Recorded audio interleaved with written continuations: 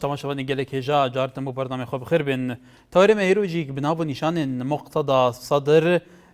او د ناوا هفکشن سیاسی دا بگم العراق بله مقتضى صدر و هفکش سیاسی کان رولی اول نه هفکش سیاسی کان لاست العراق دا بگم من زور جار و مقتضى صدر و سروکی راوتی صدر و که لپارلمان عراقیش خوان فراکسیونی کی گوری فراکسیون احراره بگم من کم تا زور لدوانکانی لاراسکردنی سیاست عراق تأثیر خویه بتایبەتی پیشاندی که سردان هریمی کردستان کرده بود لگل سرکردکان هریمی کردستان جلال طالبانی مسعود بارزانی آیات علاوی سروکی لیستی عراقیه و سامان جیفی گل سرکردی تر گوتو بیجان لسر روشی استای او کریزه قیران سیاسی که لیستی العراق دایا کردو تو هر و باز توای کردو که پیوسته لمای 15 روز نوری مالکی بالینکانی لسر او کارنامه که حکومتی که پیکنه و لرکبتنامه هولر جیب که اگر نه پیوسته او الترناتیوی دیگه نبر امروش مقتضى صدر لراجعناوی که بس لواک بس لراوش سی عراق که هر وها هریشی تون دی شکات سر نوری مالکی سرک وزیران اراده گینه که به هوی حال سکوت دکتاتوری تقریباً حکومت و قیرانی که سیاسی لعراق دروز بوا اوش هم لاینکانی تر توشی ناکوکی کردوا هر وها بس لواک که پیوسته لعراقی نویدا بس لجیاوازی نوان پیکاتکان عراق نکه بشویی که تأثیری کی نگاتیفی به هر کو خوی آله نه کرچه تینا و نه سنش تروریسته امانه پیکاتی که اساسی کمالگای عراقین دبیت مافی امانش لبرچا بگیره بالا جان مقتضى صدر ایرود داوید اخوانی خدا بحثیان دیدی که حکومت عراق جبر هند تعاملو و هند سردری و هند کارنوی نبر پرسیارن و کود بیجا جبر سردرین دکتاتوری و تاکراوین حکومت قیران گنگو کریزی که سیاسی لعراق دروز بیا اوجی همو آلیک توشی ناکوکی کریا گلو مقتضى صدر و سرکرده که راوت صدر لعراق و خودی باندوره و خودی شعبیت که زوره و خودی کتله که باندوره دنوا پارلمان عراق دا بگومان اوجی که به وی اوی هرشدی که سر نوری مالک و دبیجی کمای 15 روز بو نوری مالک ات کدان کو سوزین خو لهمبر چاره سرکنا و کریزان های عراق جیب که گلو اوهیا چند دیبیت گواشنه که دن لسر نوری مالکی کو سوزین خو بالینامه حکومت لسرات که دمازراندن پیک بینه دما که کو ایروجی یکش اندام لیست دولت حساب سروکا یا نوری مالکی بحثیان دیده که کو تنه چاره سر بو کریزا سیاسی انجام دادن هر بجارتنه که بر وقت العراق بله یکم پیوندیش من لیزا لشاری سلیمانی بله باشتر بتون بله کاکا رسالة برنامج كان بله بس مسير مدوية كعربة كان خوي عنده جي مالكي بلام زربي سفر كل كان تاو في سوشيال ممبر عربة كان مان يعني تاس من أمورنا بتوع أخبر عربة كان مان كأوان الله مبر عربة كان مان بري من هي بري أنت خوي عنده جي خوي أويك زوج كذا أويك ديكتاتورية بحساب لا أوان أويك تاجريس وبتنيكي تاجريس بلام لو ديكتاتورية تر أويك دبي هشتيك أوان خوي خاوني يما من كم واك أجر كردستان بيجي تهرب سر بخو بشيويك جاب بيته ولا العراق أتواني إما بس بخوي زور سرتين بلام تأسس سركل كان من هولي أوانها أو كي ما بصاي العراق جابوا لينا بله يعني لما وين لها تنهبوا أطلقان لقال العراق يعني كاتون بلين ناني بشيويك تبيه زور بتواني كخوان هولي أوبن كعراق كردستان ببن بدوس ليك دياوات يعني بقى مثل ما بوسه هرمي كردستان مثل ما نفس كردستاني عراق بله لیزا خان بله سپاس بو سرنجی تو سردار لبردراش کای سردار فرما کای سردار که دنگ تلویزیون خو کیم کی باشتر بو پرستان فرما خوشی برنامه جوانه کرده دکم سپاس كاكا من دخوازم مثل برنامج سيد مقتضى الصدر و سروق بازاني وبرحة حظا كم فرق لي بقرم لإيش مقتضى الصدر هو كاكا الانتخابات إذا توهر مالكية بو ها تهريم كردستان ها سروق بازاني هاي كذا رئيس وزراء وهر أم بس منبو إيش لو برواية مع مقتضى الصدر هەر برای نوێی مالکی بەخوا یەکتە خوێنی عەرەب نادێت بە کوردێک هیچ شیقە و باوەڕی نییە بە قسەکانی مقتەدە سەدر لەبەر ئەوەی کاکە مالکیش هەر ئەوە بوو هاتە کوردستان و سەوتی کاک مەسعودەتە عایشەکانی و بە قوتای گوتەڵێ بۆ تا عایشەکانی ڕاتە حەل کرد و بێەوە ڕێک سوزەڕە و هەتا پێنجی لێماندەوە لەو باوەڕەداوە مقتەدە سەدریش هەردوو باراکەتەوە کۆ مالکی هیوادارم لە سەرکردەکانی کورد بەتایبەت بەڕێز مەسعود بارزانی و جەواد تاڵەبانی هیچ شیقە و باوەڕی خۆیان بە عەرەب نێنێت چونکم خیانەتە لێما کردووە لەبەر خیانەت لێما کردووە هیچ شیقە و باوەڕیمان پێ ناتەوە دەستخۆشی بەرنامەکە زۆر جوانەکە سپاس سەرتی بلە چەم شەماڵەوە کای سەرتی فەرموو ئەم کاتت باش بە قوربان هەموو کاتێکت فەرموو برای بەڕێزم ئەو خوشکە لە سلێمانی و خوشکە لیزا فەرمووی سەرکردایەتی کورد هەر باسی برایەتی کورد و عارەبەکە ڕاستەکە ئێمە براین بەڵام باوکمان جایە دایکمان یەکە زڕ برای گیان کێشەکان لای مالیکی و کێشەکان ئەمە مەسەلەکە مەوزوع دەستورە دەستور گیانی من دەستور گەورەترین مەرجەعێتە بۆ دروستکردنی حکوومەت بۆ دیموکراسیەت بۆ هاوەڕبوون بە هەموو پێکهاتەکانی عێراق مەذهەبیەن قەومیەن دیموکراسیەت مەسەلەکە سەدریش ئەمڕۆ کێشەیەکی سیاسی خۆی هەیە لە ناو عێراقا بۆ بەرزکردنەوەی ئاسی سیاسی خۆی و مەعهەدی خۆی اینجا مقتەدا سەدر ئەمڕۆ لەگەڵ مالیکیە ئاوەز بێ یا ئاوەز نەبێ ئەمە پەیوەندی بە کێشەی من وەکو کورد نییە کێشەکەی ئێمە کێشەیەک لە ڕووی قەومیەوە لە ڕووی مەذهەبیەوە لە هەموو ئایدۆلۆژی جیاوازە لەگەڵ ئەم کێشانەیە ئێمە دەستور قورئانە لەسەر حەزا ئێمە کێشەکانمان دیباجەکانمان هەموو مەزدەرە قانونیەکە دەستورە ئەمانە ئەگەر ئیمانیان بە دەستور نەبێ ئەو یاسە و داواکانەی لە دەستورا چەسپاوە جێبەجێ نەکەن ئەگەر مقتەدا سەدر ئەمڕۆ ئاوەز بێت ئیبراهیم جەعفەری بێتە جێی مالیکی بڕوا ئەمە من ئیمانم بەم شتانم عەزیزم بەڵێ کاک سەرتێب سپاس بەڕێزان ئیرۆ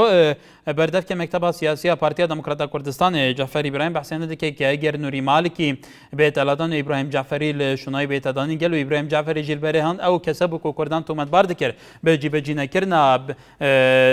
بەندین تایبەتی ڕەبتن بە مژارە کوردان و دناوە دەستوری عێراقدا هەگەر ئەو جارێکە دەبێت شونا مالکی گەل ئەو دیچن ڕەوشێ بگۆڕە بەڵێ زێباری لا ئاکرێ کەرەمکە ئێوار باشتر بووتە پێشەکی دەستخۆشیێر بەرنامەیەم گوتکەم سپاس و ڕاستی عەرەب چ جۆرە بوو کوردانە بنەماڵ ڕاستی شیعە و کورد یعنی زۆر لێکفاقن جیاوازن چونکە شیعە و کووردا خوین gelek ڕێت یعنی مابینای کودودا و حەلەبجەش بۆ زانینان بوو یعنی بۆ کووردا بۆ کورد وێران کرین هەر شیعە بین یعنی شیعە وەختێ هۆلاکۆی وەختێ بەغدا بەحر سۆر بالخوینێ و یافتنا والحبرێ دەفتەرە یە کتابە آخر يعني دو سرکرد شیعە بین هۆلاکۆی نا بەغدا بۆ عەرەب ڕاستی بۆ مەناق بنەماڵ والدكتاتوري شاهد موينود هر هابنيش العراقي. بله سپاس بپەیوەندێتە ئارام لە دەربەندی خانەوە کاکارم فەرموو. ئەم کاتە باش برا هەموو کاتێکت. بێزە من یەک داواکاری بچووکمێ هیچ پێشنیارێکترم نییە. بەڵێ. وازان جاری دومیشم پێشنیارەکەم ئەگەر بکرایە کەسێکی بەرپرسان بهێنایە ئەوەی کە پەیوەندی بەستە کارمەندانی سندیکای کارمەندانی پزیشکیەوە بوو کە 12 مانگ مەوعیدە مزاحرە بکەن یعنی خۆ پیشاندان بکەن ئەگەر بێت ئەو داواکارانی ساڵی ڕابوو تەقدیمانگر جێبەجێ نەکرێ جا ئەمڕۆ 5 مانگە پێم وایە 12 مانگ ڕۆژی کارمەندان و بەرەسارانی تەندروستیە ئەوە ئەگەر بکرایە ئەو جاری دومیشەمە ئەو تەڵەبی ئەەکەم ئەگەر بتوانتایە ئەو هاوکارێتان بکردایە پێشۆخت ئامادەکارێکتان بکردایە بەڵێ کاکارم سەرنجی تۆ لە بەرچاوە گرین سوپاس پەیوەندەکەت عیمات لە کەرکووک کاتت باش هەموو کاتێکت سپاس دەکەم مەڵی سەبارەت بە بابەتەکەی ئەمڕۆکەتەوەی ئەمڕۆکەت بە سەبارەت بە مقتەدە سەدر هاتووی تاریمی کوردستان وڵای من دەڵێم من وەک کەسێک دەڵێم بەڕاستی شیعە ئەگەر سوڵتە بەدەر شیعە زیاتر بێ بڕوا دێ لە 100% خراپمان پێ دەکات یەکەم تش هەتا ئێستا ئەوە شیعە مالکی پێمانە لێت چەکە قورسەکانی پێشمەرگەدا بگرن دووەم پێش قواتێکی هاوڵێتە شاری کەرکووک فڕقێکی هاوتە مدرعی 50 ئەوە شاری کردو بەڕاستی ئەمانە هیچ من ئەم دانیشتانێت بەسەرگرت نازانم منە بەڕاستی کەسانێکی یانەوێ ئاڵۆزگیری کەمەپەکە بەڵێ بەڵێ حەمید لە هەولێرەوە لە سەلامان پرسکاک حەمید فەرموو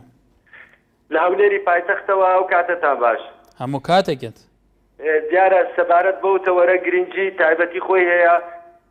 دەبێت خوێندنەوەیەکی بابەتیانە بکرێ بۆ مەسلەی ئایندەی عێراق داهاتوو عێراق لە مێژوودا بۆمان دەرکەوتووە کە عێراقی مەسەبی بەڕاستی سەرکەوتوو نییە تاقی کرایەوە و عێراقی نەتەوەی کاتی خۆی هەر لە شەهیدکردنی ئیمامی عەلی و حەسەن و حوسێن و ئەوە ئێمە هیچ دەستێکمان تێدا نەبووە ئێمە لە منتیقە سەلاحەدینی ئەیوبیمان هەبووە یعنی ئێمە کوردین بەڵێ مسلمانین ئینسانین مافی خۆمانە بە تەنها داوای مافەکانی خۆمان بکەین ئێمە ڕێزمان هەیە بۆ بەڵێ کاک حەمید مقتەدا سەدر لە قسەکانی داڵێ هەندێک لایەنی دەسەڵات دەیانەوێت سونە و شیعای سمعەی سونە و کورد ناشرین بکەن و بە تیرۆریست و چەتەی نەوت ناویان بن بەڵام ئەو سونە تیرۆریستە و نەکوردیش چەتەی نەوتە پێت وایە ئەمە یەکێکە لە سەرکردەکانی ڕەوتێکی شیعە مەزهەب لە عێراقدا کە بێگومان کاریگەریش لەسەر ئەدیواقایە ئەم لێ دوانانەی بەم شێوەیە ئایا ئەمە نیشانەی ئەوەیە کە فعلا خەڵک هەیە وا بکە ئەمە تاشان تەسیری لەسەرەکە ئەم ئیرادە لاواز بکرێتەوە بەڵێ بەڵام ئەوە وەکو من بابەتیانە وەکو مێژوو باسی دەکەم بەڵام ئێمە لەگەڵش برایانی شیعەدا بە یەک شێوە سەوساینەوە چیمیاباران کراوین ئەنفال کراوین ئەوانش ئازاریان پێگەیشتووە هاوسۆزین بەڵام من وەکو تاریخ ئەڵێم بۆ داهاتووی عێراق یعنی دەبێت بابەتیانە چارەسەری بۆ بکرێ و پاش ئەوەش دیارە وەکو بەڕێزان دەڵێن مقتەدا سەدر و عەمار حەکیم ئەوانە کەسایەتی بەڕێزن ئەوان ئێمە دەگەن وەکو پێشتریش باسمان کرد ئێمە تێبینیوە ئێمە باس لەوان دەگەین بەڵام عێراقی نەتەوەیشمان کە تاقی کردەوە هەروەکو برنەوەی کە سەرکۆمار بەڕێز سەرکۆمار تەسلیم بە کوێتەکانی کردەوە بەو برنەوە تەقە کرا لە ئێران تەقە کرا لە شیعە تەقەی پێ لە کورد کرا تەقەی پێ لە سعودیە کرا تەقەی پێ لە ئیسرائیل کرا شوێن نەما تەقەی پێ لە ئاسمانیش کرد کاکە یعنی عێراقی نەتەوەی عێراقی مەسەبی بە کەڵک نایە کە ئەوە دەری خست عێراقی دیموکراتی یعنی پێچەوەی ئەوە یعنی ئێمە دەبێت هەڵوێستی دیکە وەرگرین بەڕاستی یعنی عێراق پارچە پارچە بەڵێ کاک حەمید سپاس بۆ پەیوەندیکەت بەڕێزان تەوەرێمە ئیرۆ لەسەر داخوانیەکە نوێیە مقتەدا سەدرە لە عێراقی کو دەبێژە دەستێکە ناڤ عێراقدا دەخوازە کوردان و سونەیان عەرەبین سونە ناشرین بکە هەروەها دەبێژێکی کو حکوومەتە عێراقی بە تەعامڵا خوێ و بۆ بووی ئەدایەک و دەسەڵاتی بڕێوە دەبە عێراق تووشی کریزەکە سیاسیە قوڵ کردە گەل و پێشترجێکی حکوومەتە سێبەر هاتبوو دامەزراندن پێشترجی چەندین داخوانی لەسەرڤەیەکی هاتبوونن ئەبێتە چەند دێ حکوومەتە عێراقی ئیجبارکێک و ji bo ku xwastekên gel cîbecî bike. Ehmed li Berîtanya. Kayek Ehmed fermo. Hemû katekî berestan fermo. والله من نبيجي عرب وني تشتيك بس هم يطلع مقتدى صدر فاي هيك نقدر لنا وقالنا إذا عربي كان إذا ساعتوا على كردستان فما يعني يمي خوي برسكا سوا روا إسا صار لين كرد بينشي زوريا برامبر حولك زوريا وبو دبيت حدي دصلان لكردستان چند سالك زورا استابو چی بفیرو برو چی نبر يعني حكمة بسبب خوم عن نبر بعضين أنفال من هبوا چند سال كردس چند سال توا حزب كان حزب عربي كان دائمي خوا لعراق بعض تشتر هاد دزي كرد مبوتشي استانا بحكومتي خوم بالي كاك أحمد بالي شينا پەیوەنددارەکانی وادارین جێ لە سەرنجی تو بێبوو ئەوەی تو ئەڵێی نەهاتوتە دی بەڵێ ئەکرەم لە ئەترۆش دەمێوە باش هەموو دەمێنتە بەێ بەس پێشەکی من ڕەحمەت کەناڵێوە هەی بەڵێ کەرەم کرد ئەوە تقریبا دوست با تەلەفۆنێ بوو بەرنامەوەکان تەلەفۆن ناهێت بەس ئێکای خوشکەلیزە چیاوە سلێمانیە هەمیر ڕۆژ تەلەفۆنەوەی یا ئێکەیە بۆ شەوە چەهین بووە کەناڵە بووە کرد وچەوە بوو چ هەمی زۆر تەلەفۆنێت بێت هێن کاک اکرم ام تلفون بو کسی ناکن جبر کو برنامه خلک ام وره که نادین الا برپرسه که بیتم تلفون بو بکن او تلفون دیگه دیاره پیشتر او بری چند دقیقه بری برنامه بیتا پخش کردن او تلفون دیگه او گلک هاور جیده ده تو جی که و ایروجی تلفنات هات اول گرتن گلک جارا ویجی گلک جارا تلفن کردن اول گرت که بله بله اول چند برنامه شده اول هی بک بتر از تلفونات کم بردوام یعنی اول جاره بیت ورگردن هم خوشحالین هی بیدارین گلک جارا اندی بسانای تر تو ورگیری کلم که سربارت برنامه وشی و سربابت و مقتضى صدر و روشن سیاسیان که عراقه والله ما يعني عراق هات خود بنارات و اتو بيكو بيجي عراق سبن چینه طائفي هاتيادانان و وقتی دیجي عراق او بريارت سركردت عراق تا نه بريارت وخونه يعني ها بريارك او تن الجيران واركرن و خلقك دي واركرن اجل ايران بيت سنة بدولة عربي بمكي السعودية و تركيا و دولة دورو بربن مثلا يعني مقتضى صدر النوري مالكي هردو الشيعانة والتحالف هو يك انه التحالف نشتماني دا يعني شو بالضبط يك ودعا من اگر تشتكي وصحابي ديريك جدا من بله اول شو ديارواشي مرا مكو سياسي بخوب بهاي بله کاک اکرم سپاس بو سرنجات عزیز لا چمچمالا کاک عزیز فرمو سيدي وارد باش باشتر بوتو سيدة وقع عرب ولا خير الكلام ما قاله من ريتم يا ابوها مو الرؤوب وتشوني خلق رأي من أويا عراق تقسيم نبي بيشي وحل نبي اشتيك نية كمواطني عراق ولا يبي ابو عراقي كرد شيعة عرب سنة أما يعرفوا دلويا لبر خاطر شاوي كرد بابرين ناكوتشينيا لبر خاطر بشردو مصلحتي خويتي أدينا الشيعة والسنة برابر قضية كردي يكن هرچون تركيا ايران سوريا ناكوشيانيا بقول يقداني مصلحتي كرد يكن ان جاء ما هو خير الكلام ما قال له هذا التقسيم نبي العراق حلنا بهي شويه اقل كرد بعرب شيعة السنة كذا بعض وحده العراق حتى مصلحة الشعب العراق ناكا ترفعك بله سپاس برزان دو جیک مسو بازدانی سروکاری ما کردستان د کنگره عربی د بسرخصنا دوزا کردان لهولیر بحثنده کرکو امج بالافر نف 16 و میکو گلک و اعتاد عسکری ناتر سین جبرکو ام فکر دتر سین کو روشنبیه که برهمتینه کو رید د بکارانی وان بالافران د عراق دار و جارک دیجی تاکید سرنده کرکو کردان و کو هر ملت کدن حق تقرير المصير انكو حق تاريخ ونفسينه هي بيجو مانجيك لغور جارنامن نف دولتي كردان و كوهر ملتي كدي حق تاريخ ونفسينه هي كبريار بده جلو چاوا بجيد ناوا ولاتي خدا بله نبس لشاري سليماني كاي نبس فرمو ام كاتو باش هم كاتيكت والله يتاك من هيك منيش لسبر بلام او برادريك لهوليرو تلفونك حكيمه حكمته شيا كباسي مام جلالك على اساس تقبض عثمان كراو همشتي كردوا بر بدمي قوي اخوان ببورا کاغنا بس هوادارین کسانی و کتب اگر بیان و سرنج خوش نشامدن بم شویه لبروا امام من بری جویندان و قصیسوکو بم شوینیه رزمان های بوتو بلان براستی بله باوکی آلا لاولی روا بله باوکی آلا مکاتب اگه دنگی تلویزیون کت کس کی باشه جمال اکتره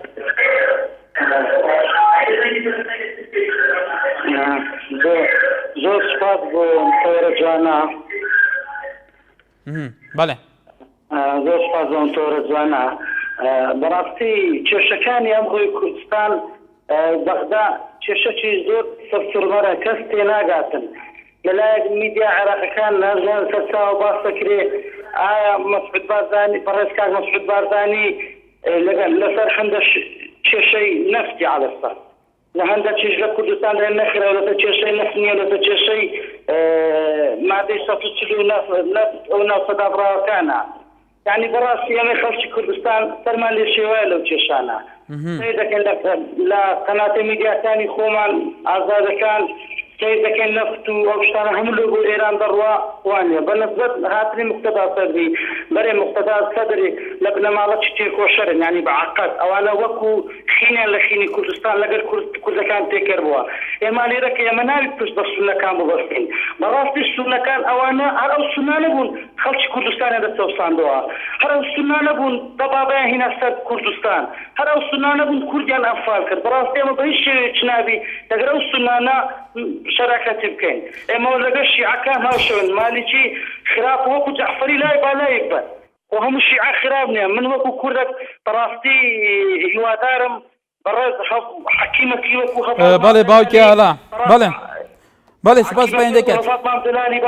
بسناو کێشەکان بەڕاستی ئەگەر یەکە چوە کوشتەرە تاڵەبانی نەتوانێت کێشانە عەرز بکە بەڕاستی قەیرانەکان زۆرتر خۆڵکە دەبتەوە بەڵێ سپاس بۆ چەنەنجی تۆش گۆران لە شاری سلێمانی بەڵێ کای گۆران فەرموو کای گۆران محمد لە چەمچەماڵەوە کای محەممەد فەرموو ئەم کاتە باش هەموو کاتێکت ئەم کاتە باش بەڵێ هەموو کاتێکت فەرموو کاکە لەسەر و قسەکردنەوە ئێمە من پێم وایە نە سەدر و نەمالیش و نە جەحفەری و نە عەلاویش نە کوتلەی عێراقیشیش بۆ کورد بکە بەڵێ لەبەرەوەی ئێمە ئامر فەوجێک لە لیوای شانزەین هەر هەموو کورد 356 نەفەری دەرکردووە تا ئیسا بە ئەرکانتەوە بە ڕێز ئەرکان جێشتەوە بە لیوا و بە قاید فرقە و بە هەموو ئامر فەوجەکانەوە تا ئیسا نەیانتوانێت ڕێگری لەو شتە بکەن ئایا تۆ پێت وایە موقتەدا سەدرێک کە چل کورسی هێناوە ئامر فەوجێک لەسەر موقتەدا سەدرا کە هیچ نییە ئەم هەموو خەڵکە دەرەکا و تعدا لە کورد دەکات تۆ پێت وایە ئەمانیش بۆ ئێمە بکەن ئێمە ناتوانین ئامر فەوجێک بینە بەردەم دادگا چۆن نتوانین بین داوای حەقی کوردکردن لە مالیکی و لە جەحفەری لەین من پێم وایە ئەمە عارەب بە حەیاتی بەرامبەر بە کورد نەرمی نامێنێ و بە ئینسانشمان حەساب ناکەن خۆی شتەکە دیارە بەڵێ سپاس بەیندەکەشت فەرمان لە کەرکووکەوە کای فەرمان فەرموو ئەم کاتە باش برا هەموو کاتێکت باشی برا زۆر سپاس بەڵام من بارە بە تەوەرەی جوانە بەخوا من وەک ڕای خۆم شخصی زۆر ناو عارەبم عربە دێ شیعە سونەیە نازانم مەسیحەیەکی هەر عارەبە ئەوەی وتی بەناوی وت خۆ بەزار یەکە ئەو گشتی دوژمن کوردە ئەمە یەکەم دووەم منیش حتا ئێمە کار مەسعودمانە بێ ئینشەڵڵا بە پشتی خوای گەورەوە کوردیشی بەسەر نایە بەس داوار کارم لە هەموو ڕێسە کوردەکان خۆمانە ئیتر کاک نەسیروانە مامجەلا لە علی بادرێکی گشتیان پشتگیریکەن ئیتر ئەو شەدۆن لە تەلەڤیزیۆن بڵێن یان پشتگیری لەژێر بەژێر پشتگیریکەن ئەو پیاوە بەڕێز ئازانێت ساڵە درشیە بێت متاکیدم ئەو پیاوە بەڕێزە نەبێ کورد ناوەتێ خوا حەفیظ خواگەدار بەڵێ سپاس بەسەرنجی تۆش دلێر لە کفرین کای دلێ فەرموو ئەگەر باش هەموو کاتێکت سەبارەت بە تەوەرەکەت بەڕێزن من بە سەرەتا وتمەوە ناسیۆنالیزم ڕووبا لە هەموو شتێکا کۆرد بن بەرامبەر بە کورد لەوە لە هەموو شتێکا کۆرد بن بەرامبەر بە کورد لەوە کۆرد بەرامبەر بە کورد لەوە کورد بە هیچ شێوەیە خۆنەکە ئەم ڕۆژەوە ئێمە کۆمەڵی کێشە گوتمانە دەقاوە ئەویش بەلایەن مالیکیەوە کەوا مالیکی بەرامبەر بە کورد لە ئێستادا کۆمەڵی کێشە مەشاکلەیە من پێم وایە ئێمە خۆمان هۆکاری بنەوەکارەکان بۆ دروستبوونی و کێشانە چونکە لە سەرەتای 2023 تاوەکو ئەمڕۆ کە پرۆسە ئازادی کراوە ئەوەی کورد ڕۆڵی هەبوو لە هەڵکێشە سیاسەکانی عێراقا هیچ دایری تر ڕۆڵی نەبووە دەما عەرەب یاخود باشتر بڵێت ئەو سەرکردە سیاسەکانی عێراق بە نانەکەی خۆیان نەگەێنین بەسیان نەگەێنین بە هەموو ئەو شوێنانی کە دەستیان پێ ناگەیە دواییش یان هەڵەگەڕێنەوە بۆ ئێمە کە هەنگاوێکەنین سەرەتا دی پێ ناکەینەوە دوایی کە هەنگاوەکەمان کاری بۆ عەرەب بۆ سەرکردە سیاسەکانی عێراق هەنگامی دەین دوایی پیاکەینەوە کە هەڵەمان کردووە یاخود هەڵەمان بدرسەوە بۆیە یعنی ئێمەن سەرەتا لەلایەنی کوردی و بە تایبەتی سەرۆکایەتی هەرێم بە تاوانباری سەرەکی ئەگەرم لەو بابەتە چونکە ئێمە هەر خۆمان بووین حکومەتانی هەڵ حکومەتە لە دوایەکانی عێراقمان دروست کرد لە دوای 2023ەوە بۆیە من تەنها ئەوەندە ئەڵێم هەموو عەرەب لە هەموو شتێکا کۆ بن بەرامبەر بە کورد لەوە کۆ بەڵێ کای دلێر بەڵێ سپاس بەڵێ سپاس پەیندێکە شیرین لە زاخوت گەلمەیە بەڵێ شیرین بەڵێ ئەلو دەمێ هەوە باش هەموو دەمێنتە حاڵم باشم ئەم باشین سپاس کەرەمکە سەبارەت وعظە عێراق ئەبرو کە بۆشترین جۆرە سەری دابەشبوون عێراق سیاسی پۆرتۆ و پشتەوانی دخانی مثلا بارزانی بکن با راگیاندن دولت کردی و تشتی سیرت دیده اپوزیسیون بود جوکتاسی رجستر شارعه بود چی بود دولت بونه نا رجستر شارعه اگر شیرین خان شیرین خان اگر صبیه دولت ها تراگندن توشی گل کریزان بو حدود زاخو تا گرتن ارزاقنا چناها گلو تو برهوی هنگیجی تحمل روشه که گل خراب بکی ما گلک تحمل گره بله که گور ما گلک تحمل گره من فالی دانم حلب چای دایا منه دش کجا میلیون یک چیتر بین منه اگرو به صبحی به دهر بین دولت میگه بلا اگرو به قربانی و اگرو که به دست با باشتر بشید منه بله شیرین خان سپاس بسر انجا تجیک لزاخوم شمال حاجی آوا کاک شمال فرمو کاک شمال آزاد لشاری سلیمانی کاک از فرمو برزیانم کاتو باش همو کاتکت کاک باسی که رزگردان کم سپاس فرمو درباره بعدشتی همو شکل ده عربتان هل لكونه ولدواي في غمر صلى الله عليه وسلم يعني باورتان هبه همو خلافتكان شان كاتون كردستان ايشو كان داغيكاري بو لم هري مع لكردستان يعني شعور اسلامي شان هبه داغيكاري كردو استشهد او برنامج بدرباري شكل كردغاني خوش ما براسي كم كرداني والله هودي زور يعني هولا كان نرم بون لا اثرت هذا يوجد هل ما بقول لك كل بداية الدولة يكمل لك وراوكا دوكان لا وزارتي على اليابان العراق داقيق العراق كل شيء نكدو إهمالي كر حتى يشتغل بردوام بوشي وي ما وتو هذا إجماليته والله أجر كل يشتغل يكتي خوي راجع يعني هالشو عبارة كل كائن توشي أو رجالات وشيله همي بقشتي كونفرانس كينا توي بله کاک آزاد بله سپاس بسرنجی توش برزن دوام نابره پیکاو بین لسر من توا جاردن صلاف تماشاوان نجات تواری میرو و کوهیند بینن لسر دخوانیا هری داویه یا مقتدا صدر سروکی راوتا صدر لعراق کو بحثی اند دیگه پیوست ویدم کو بو نوری مالی که کدن سیشان کردن کو پازاروجن بگو من گلک شان روزا چونه و دمجی برف دومایه دیگه پیوست کارنامه کو حکومتوی الهولیر السراتیه دامازراندن و کارنامه جیب که هر وا بحثی اند دیگه کو هند کس العراق هنه هند عالی هن العراق کو دخوازن ناو کردان و سنیان ناشرین بکن بله همین لشاری سلیمانی که که میفرمو کارو باش همو کاتکت زور سپاس دستخوشی لیکم سپاس والله من پێم وایە چ مقتەدا صدر بێ چ سوونەکان بێ هەچ کەس بێ ئەوان هەتا کاتێک کە زەعیف بن ئەو کاتە هەموو هانایەک بۆ کوردێن بەڵام لەگەڵ کەوتنەوە سەر پێی خۆیان يعني همان صدامەکەی جاران و هیچ فەرقێکیان نیە بەڵام من ئەمەوێت چەند تێبینیەک لەسەر قسەی چەند بەڕێزێک کە کاتێ بە وسلوبێکی زۆر ناشرین لەم کەناڵی بەڕێزتانەوە چ باسی جەنابی مام جەلال بێ و کاک مەسعود بێ و کاک نوشکان هەچ کەسێک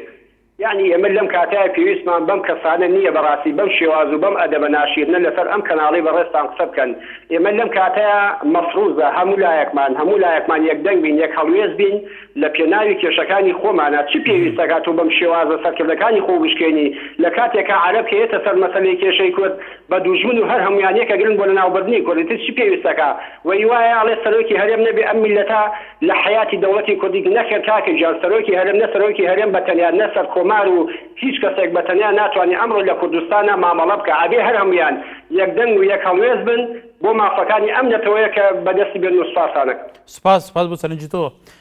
محەممەد لە چەمچەماڵەوە کای محەممەد فەرموو کاتت باش هەموو کاتێکت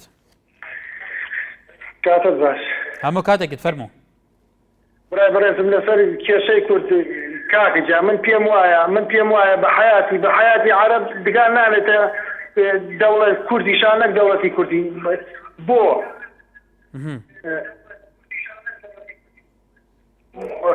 بەرچی لەبەرەوەی کاکەجان ئێمە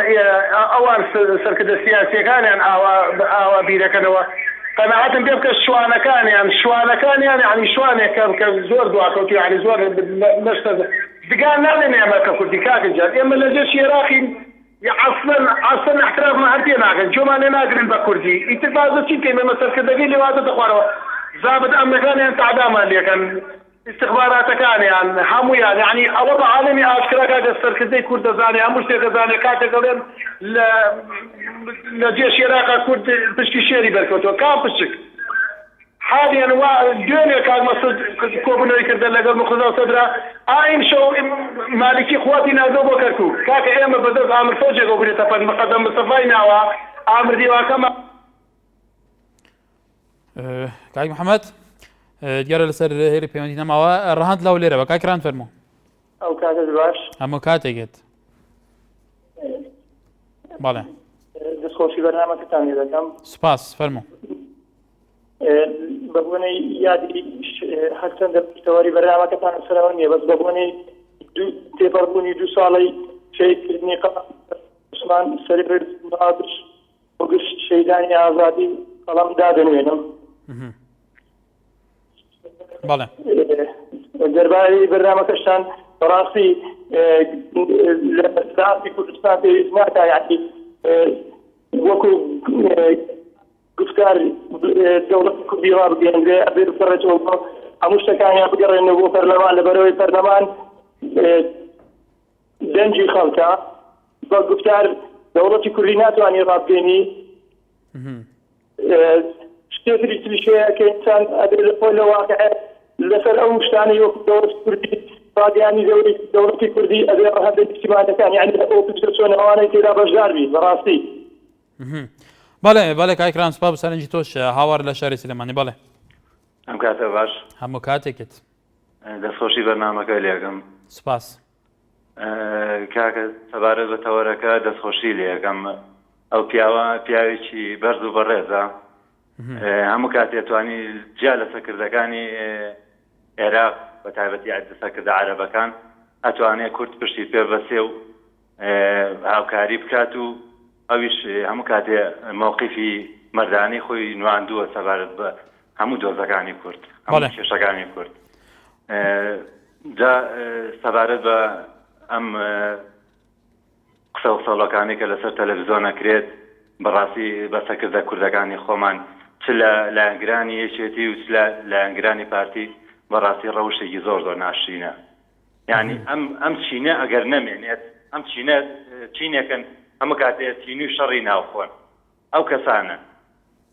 ینی ئەگەر ئەو چینە ئاخە من دڵنیا بە کورد سەرەکەوێت ئەگەر خەڵکی سلێمانیش تۆزە بیر بکاتەوە لە هەڵسوکەوتەکانی لە ڕەوشتەکانی بەرامبەر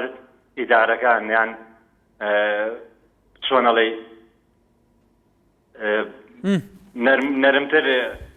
مامەڵە لەگەڵ زروفا بکەن لەگەڵ پێشاتەکانە بکەن باوەڕکە خەڵکی سلێمانی شتی بۆ ئەکرێ و باشتریشەوە بەڵام بەڵێ کاک هەوار بەڵێ سەرنجی تو گەشت سەرنجی تۆ گەشت گەلێک سوپاس بمبورە من خۆم خەڵکی سلێمانی بەڵام کاک بەڕێزم بەڵێ من خۆم خەڵکی سلێمانی بەڵام خەڵکی سلێمانی لەسەر ئەو ئەقڵێتە بێ بە حیاتی نە کوورد دەبێ بە دەوڵەتی سەربەخۆ نە کوردی شێکەگرێ و نە حیزبەکانی شێکەگرن خەڵکی سلێمانی بوون بە بایسیەوەی کە سلێمانی هیچی بۆ نەکرێ بەڵام من بمبورەکەوە ئاڵە مەڵام خەڵکی سلێمانی هەمووی نا کۆمەڵی خەڵکی بەڵێ کاک هەوار سەرنجت گەیشت ببورە دیارە کاتێکی زۆرمان بە تۆدا ئەحمەد لە شاری سلێمانی کاک ئەحمەد فەرموو کاک ئەحمەد کاک ئەحمەدێکە لەسەر هێری پەیوەندی مابووی بەڵێ بەرزان پێم وایە کاک ئەحمەد لەسەر هێر نەماوە کاروان لە هەولێرەوە بەڵێ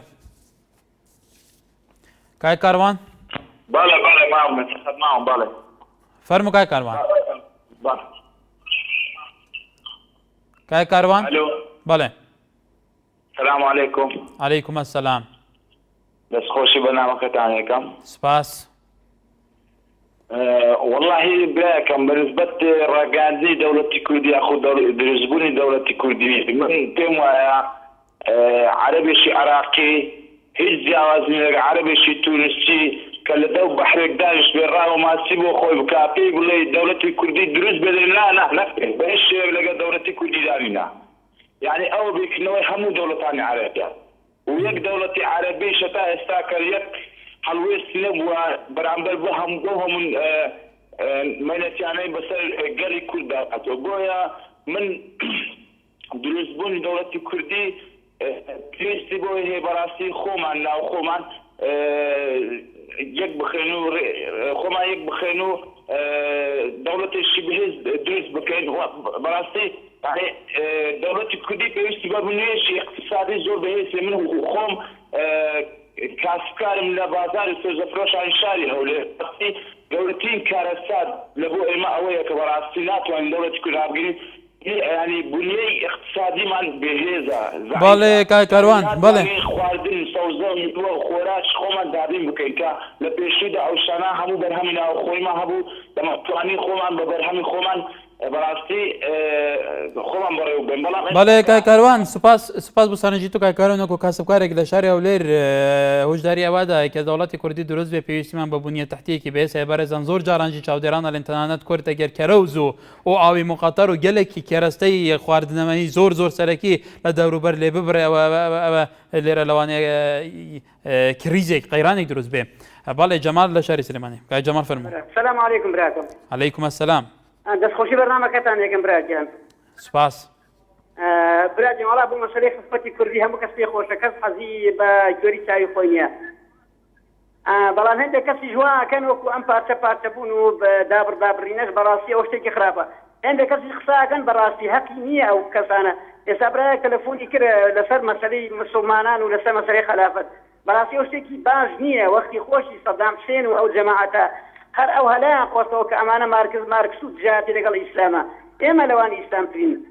بەڵام بەداخەوە ئەمە بەڕاستی هەتا ئاوا پارچە و لەدەتکراو بین ئەوە دەبێت حاڵمان هەروە بێت. بەڵێ سوپاس بەسەرنجی تۆش ئاری لە شاری سلێمانی کاری فەرموو. باش هەموو کاتێکت کاکیان بەنسبەت مقتەدا سەدر لە ئاوکێشەکەی ئاوکێشە سیاسەکانە بەڵێ هیچ جیاوازیەک نابینم من لە بینی مالکی و مقتەدا سەدر و جعفەری و هەر کەسێک کە حکومکە لە بەغا. بەڵام کاکی یاری مقتەدا سەدر بێجگەلەوە کە سەرکرداتی ڕاوتێکی سیاسیەکە لە ناو پەرلەمانی عێراق کە کوتلەیەکە بێگومان کەساتیەکی ئاینیە مەرجەعێکی شیعەکانی عێراقە. ئەو لێدوانانەی ئەو ئەدا کە بۆ ڕایگەشتی بەڵاوە کرێتەوە تا چەند کاریگەری لەسەر نوێتی جدیەوە بوو جێبەجێ ئەگەر جێبەجێ نەکە هەمەکو زەڵامێکی ئاینی و هەمەکو سەرکردی ڕاوتێکی ئاینی شیعە لە عێراقە تا چین تەسیر لێ بکە کە پێچەوانەی قسەکانی خۆی هەڵسوکە بکە. کاکی من کاکە هەکات مۆزوعی ئەدای مقتەدا سەدر لە ڕووی ئاینیەوە هیچ ڕەبتێکی نییە بە کێشەی کوردەوە. کێشەی کورد کێشەیەکی سیاسیە. مەبەسمەکو شخصیاتی کەساتی خۆی کە پیاوی ئاینی دەبێت ڕازگو بێ. بەڵێ هەرکردنی کێشەی کوردیش لە ڕووی سیاسیەوە ڕەبتە بە بەغاوە جا ئەمانە هەمویان تەکەتولی سیاسین هەموو مەرجعەکانیش ئەگەڕێتەوە کە ئەمانە عەرەبن عەرەبیش هیچ پێویستی بەوە نییە کورد لە عێراقا بە تایبەتەکانی خۆی بگات. بەڵام من زۆر بەداخم بۆ ئەو شەڕانەی سەر فەیسبووکی نێوان پارتە سیاسەکانی خۆمان بە تایبەتی لە نێوان پەرلەمانتاران و هەروە ئەو کەسایەتیە سیاسیانەی سەر فەیسبووکی نێوان یەکێتی و پارتی کە لەم کاتەدا ئێمە پێویستمان بەوەیە هەمومان یەک هەڵوێزین هەمومان یەک بین بۆ ئەوەی کە هەموو کێشەکانی کورد لە بەغا چارەسەر بکڕێ و هیچ جیاوازیەکیش نابینم لە بینی ئاغای مقتەدا سەدر و ئاغای خامنەئی زایدەن ئاغای ئەو ئاغایی کە لە ئەستانبوڵ دانیشتووە زایدەن ئاغای مالیکی کە لە بەغدا دانیشتووە. بەڵێ هیچ جیاوازیەک نابینم و هەر هەمویان یەک بەرنامەن. بەڵێ کاکاری بەڵێ سپاس بۆ سەرنجی بەڕێستان. عوسمان لە هەڵەبجەوە کاک عوسمان فەرموو. مرحبا عزیزم. سەرچاوم. چاکی بە قوربان. زۆر سپاس. سپاس دەکەم عزیزم من لە هەڵەبجە شەیدووە قسە لەگەڵاکەم بەنسبەت مقتەدا سەدر. بەڵێ ئێمە هەمومان کوردین. بەڵێ هەمومان کوردین و بێ کوردێکی پەروەر بین. هیوادارم لە جەنابەت بەعزە ئەشخاصێک کە قسەی ناشرین نەکا لە تەلەڤیزیۆنە هیوادارم بەڕێزت ڕاستەوخۆ قەتعیکەی لەبەرەوە ئەنواع مەشاکیلی لێ بێتەوە. بەڵێ کاک عوسمان بەڵێ ئێمە بۆ سەبابرای بەڕێزت تێرگەێنێت ئێمە کوردین ئەبێ بە کوردیش بمرین تێگەی جا هیوادارم بەڕێزت بەو شێوە بێ ئێمە هەموو مەسوولەکان یعنی تا ئەخیری حیزبی بچووک هەمووی تاجی سەری کاک عوسمان تۆ ئەڵێ ئێمە کوردین دەبێ بە کوردیش بمرین ئایا کە ئێمە کوردین تا چەند گرنگە ئێمە خاوەن ستراتیژ و پرۆژەیەکی نەتەوەیی نیشتیمانی گشتگیر بین تا چەند گرنگە لایەنە سیاسەکانی کوردستان سەرکردەکانیشە بە بەهەستێکی بەرپرسیارەتیە و لە بەرامبەر کورد کە کورد ئێستا لە قەیراندایە مەفەکانی پێشێلێکە خاوەن وڵات نییە ئەوانیش بەس کوردبوونی خۆی لە دلی خۆی دەبێ ئەم ببێتە پرۆژە پراکتیزە بکرێت خەڵی پشگیری بکرێت بەڵێ بەڵێ ئێمە ئێستاکە بەڕێز چاکەزانین ئێمە چی مامزەلا بێ و چی کاک مەسعود بێ و چی کاک نەوشیروان بێ و چی مەناعەلی بێ و چی نازان کێ و چێ بێ کاکە محەممەدی هەمیشە ئازا من خۆم پارتیم بەس من ئەڵێم هەر هەمومان با یەکگر بین لە یەکگریە دائیمەن براوەین بەڵێ کاک عوسمان بێگومان کوردیش لە دێر زمانەوە تویتی